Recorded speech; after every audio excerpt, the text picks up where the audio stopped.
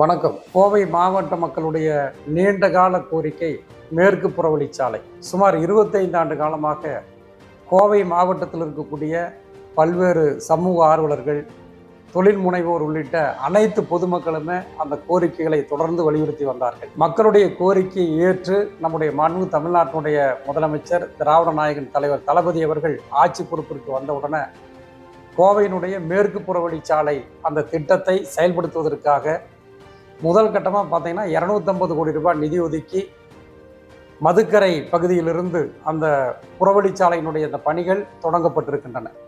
4 வழிச்சாலையாக அந்த பணிகள் தொடங்கப்பட்டு நரசிம்மநாயக்கம்பாளையம் பகுதியில் அந்த சாலை இணைப்பு ஏற்படுகிறது.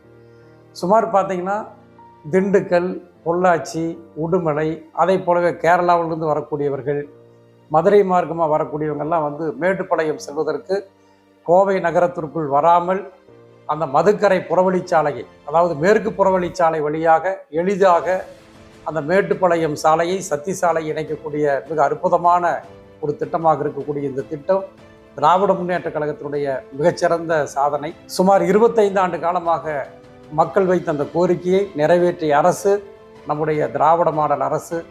மேற்கு புறவழிச்சாலை திட்டத்தை செயல்படுத்திய அரசு தலைவர் தளபதியினுடைய அரசு என்பதை இந்த நேரத்தில் நான் பெருமையோடு நினைவு கூறுகிறேன்.